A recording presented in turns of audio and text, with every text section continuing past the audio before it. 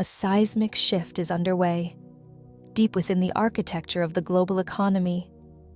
The United States dollar, for decades the unassailable symbol of American power, is in a precipitous fall. It has shed 10% of its value in a single year, the most severe decline since 1973. What began as the seemingly chaotic consequence of an unpredictable new administration now appears to be something else entirely. It is begged maneuver in a much larger game. For generations, the dollar was more than mere currency. It was the bedrock of global trade, the engine of capitalism, the very emblem of an American-led world order. But this dominance, while projecting strength abroad, may have been quietly corroding the foundations of the economy at home in ways few ever acknowledged. To intentionally weaken the world's reserve currency is a strategy of breathtaking risk. One wrong move could ignite a financial firestorm, threatening not just the American economy, but the stability of the entire planet. And yet, this appears to be precisely the gamble being undertaken. The stage is being set for one of the most audacious economic experiments in modern history. The only question is whether it is a stroke of genius or a prelude to disaster. It is difficult to overstate the dollar's profound importance. For the average American, its influence is woven into the fabric of daily life, shaping the price of groceries, the interest on a mortgage, the cost of existence itself. This is the consequence of its unrivaled position as the world's most dominant asset. Today, more than half of all international trade is invoiced in dollars. Nearly 90% of all foreign exchange transactions involve it on one side of the trade. But this supremacy was never an accident of history. It is the result of decades of meticulous policy, a carefully constructed system designed to project and maintain American influence. The very system that now faces an unprecedented challenge from within. In the aftermath of the Soviet Union's collapse, America stood alone, focused on cementing its status as the world's sole superpower. But on the far side of the Pacific, a different world were expanding at a speed that defied imagination. Cities that were little more than towns a decade prior were suddenly bristling with skyscrapers, their skylines glowing with newfound ambition. As these economies surged, a new middle class emerged, with hundreds of millions of people holding more wealth than they had ever dreamed. Much of it was spent on the artifacts of progress, new technology, finer cars, larger homes. But the sheer velocity of this growth meant that vast oceans of cash were simply saved.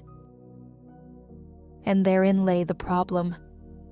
These nations, in their haste to build the future, had not yet forged the deep, reliable financial systems needed to invest that staggering wealth at home. A river of capital was rising, and it had to find a place to flow. In the financial centers of Asia, a vast reservoir of savings was building, with nowhere to go. Local banks were fragile, domestic stock markets too small to absorb the sheer volume of capital. And so, this great tide of money began to search for a new shore. It found one in the United States.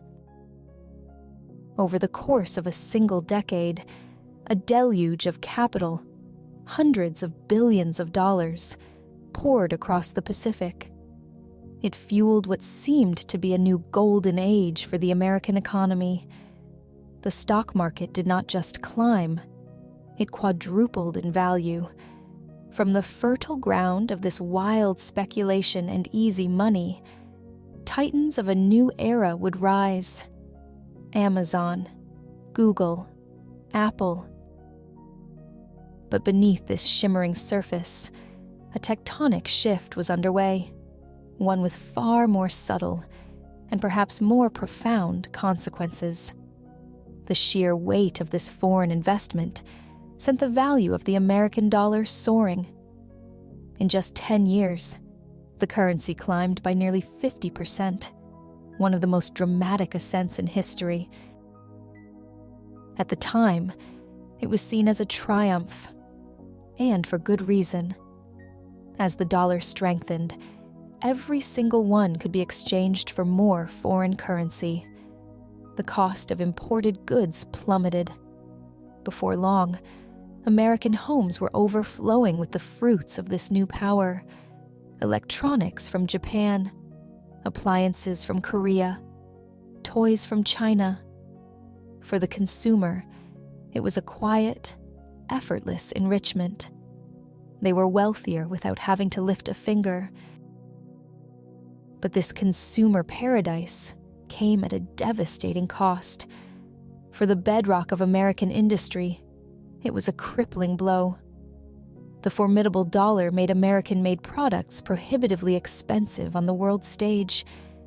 Even at home, domestic goods, once the pride of the nation, now seemed overpriced next to the flood of cheaper imports. Simultaneously, a second, powerful current was gaining strength.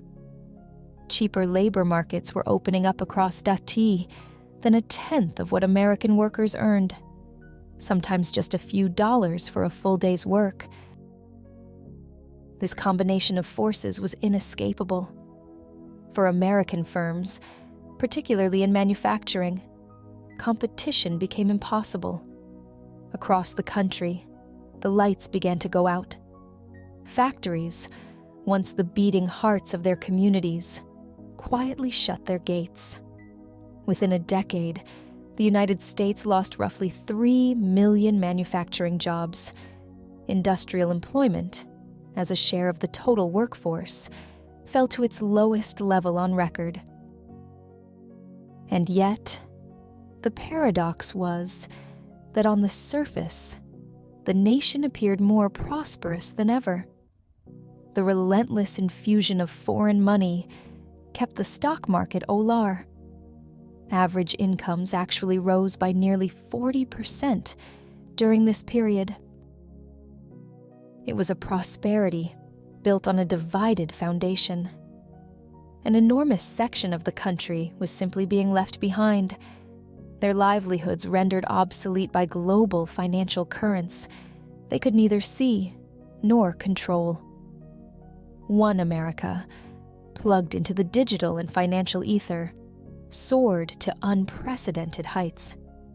The other, rooted in the soil of making things, was being hollowed out, its foundations eroded by the very same forces that lifted its counterpart. A nation, seemingly richer than ever, was drifting apart, cleaved in two by the invisible, irresistible power of its own currency.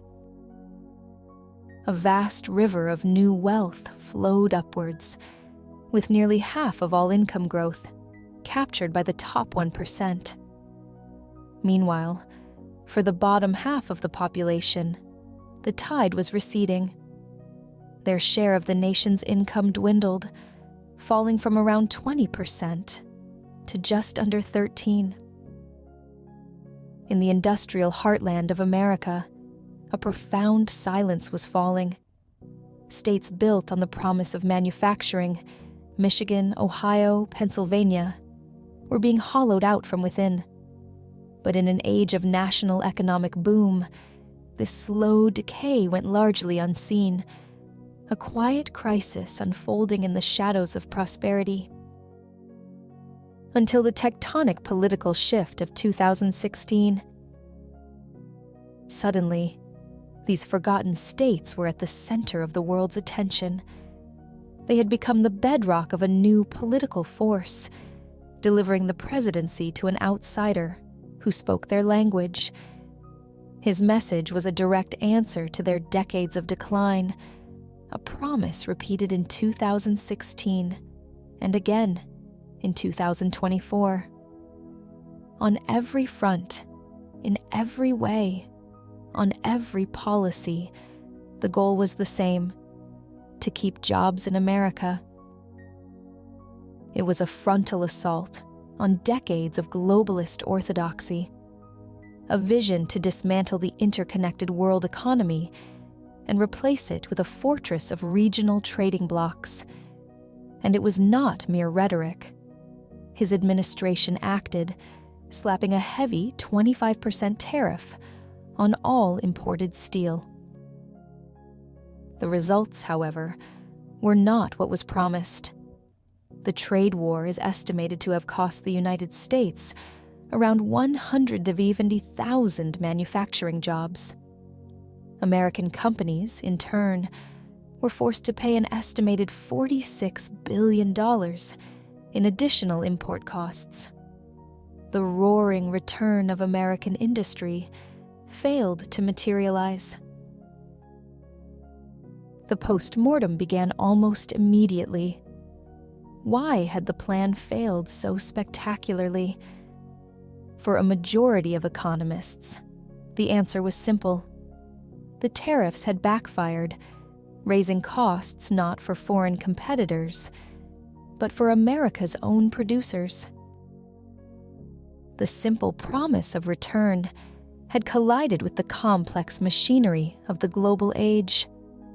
For those left behind, the search for a solution continues, caught between the memory of a world that was and the unforgiving reality of a world that is. The economic offensive, however, was failing to make domestic manufacturing more competitive. A puzzle lingered in the halls of power until a controversial explanation began to circulate, championed by a figure named Scott Bessett. His theory was, on its surface, deceptively simple. As the first tariffs were announced, a wave of uncertainty washed over global markets. Investors, fearing instability in economies dependent on American consumers, sought refuge. And in a world of turmoil, there was one perceived sanctuary: the United States. In the wake of the announcements, a torrent of foreign capital, nearly $200 billion, flooded into American assets.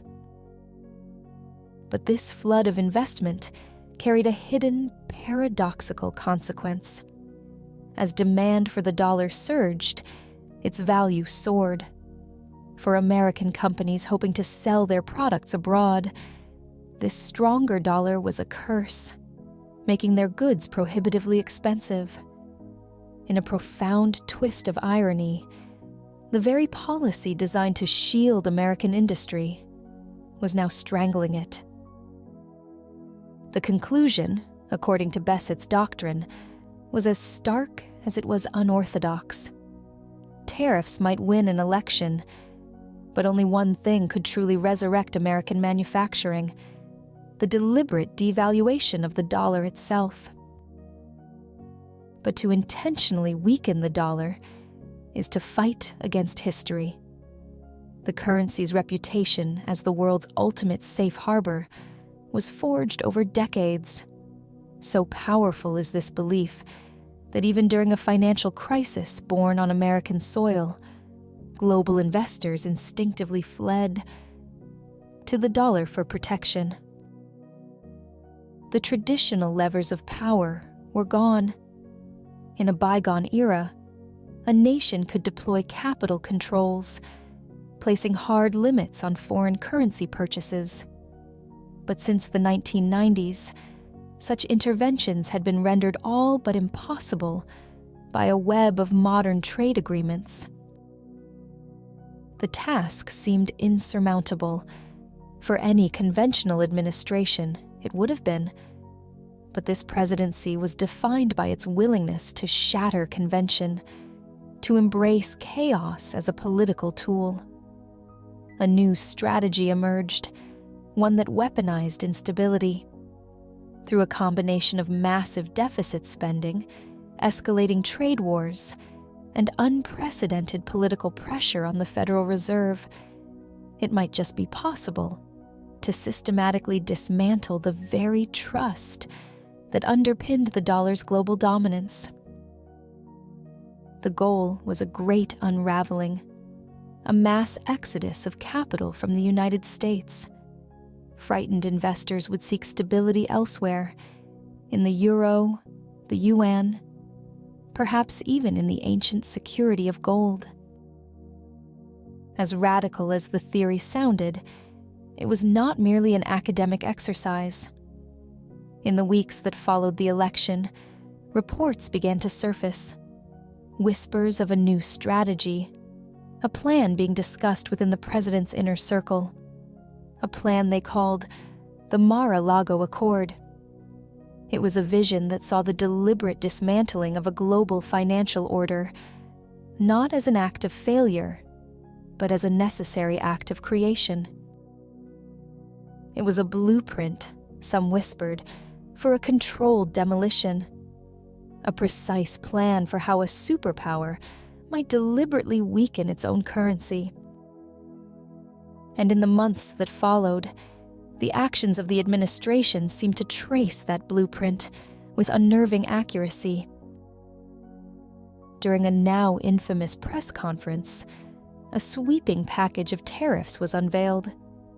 China, Germany, each as high as 49%. Almost instantly, the global financial system convulsed. The Dow plummeted nearly 8% in a single day. Treasury yields spiked as traders fled to safety. For a brief, terrifying moment, the dollar hit its lowest level in years, as investors scrambled to comprehend the new reality. But then, weeks later, a curious calm descended.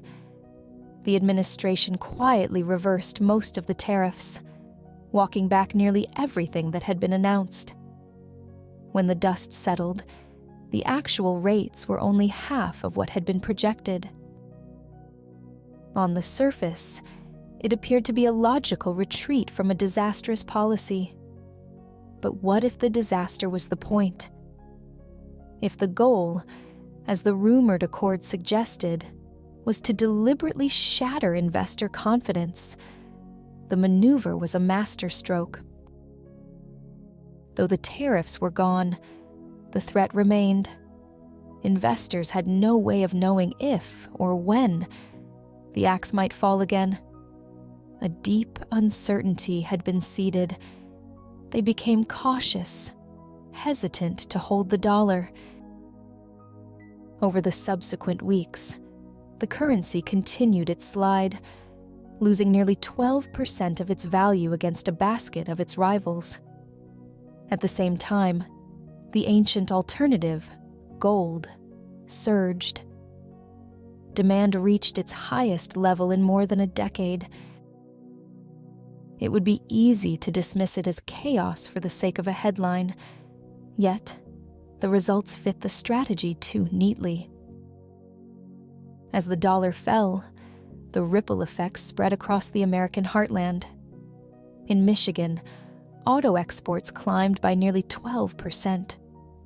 From the ports of Texas, energy shipments of oil and gas rose close to 15%. In the long, dormant factory towns of Ohio and Pennsylvania, steel and machinery exports began to rise, the first signs of life in a generation. But this revival came at a hidden and potentially catastrophic cost. When foreign investors pull their money out, it does not simply weaken the currency. It drains the lifeblood from the system. The vast pools of capital that businesses and the government rely on to borrow begin to evaporate. Inevitably, interest rates must rise. And for a government sitting on more than $36 trillion in debt, this is not a risk. It is an existential threat. Every 1% rise in the cost of borrowing adds a staggering $360 billion a year to interest payments alone. It is the great paradox of this economic warfare. A nation can win short-term victories, reviving its industries and humbling its rivals, only to discover it has ignited a fire at the foundation of its own prosperity. A fire that, once started, may be impossible to extinguish. A staggering cost, already consuming nearly 15% of the nation's budget. But the exposure does not end with the government. In the private sphere, a mountain of corporate debt has quietly accumulated, especially within the tech sector. Fueled by the deluge of cheap credit that followed the pandemic, record levels of leverage were built. Vast sums were channeled into speculative ventures, betting on a future dominated by artificial intelligence and automation. So much so that an estimated 92% of all growth in the past year can be traced back to this single technological frontier. Now, the architects of that boom find themselves paying double the interest on their towering debts. Many could collapse under the weight of their obligations, an event that could trigger a cascade of failures, pushing the entire economy into a deep and unforgiving recession. For better or for worse, the American economy rests upon a single, extraordinary privilege: its role as the world's reserve currency. It is a status that has quietly underwritten national prosperity for decades, allowing the country to run deficits that would cripple any other, to borrow cheaply, and to remain the ultimate safe harbor for global capital. To deliberately devalue the dollar might seem a necessary course correction, but it is a gamble of monumental proportions, one that risks not just the stability of the United States, but the very architecture of the global system built in its image over the last century. Whether this is a calculated grand strategy or an improvised experiment in political survival, no one can truly say. What is certain, however, is that a fundamental shift is underway. A tremor that will reshape the economic landscape for generations, forcing us to question the very foundations of an order we once believed was permanent.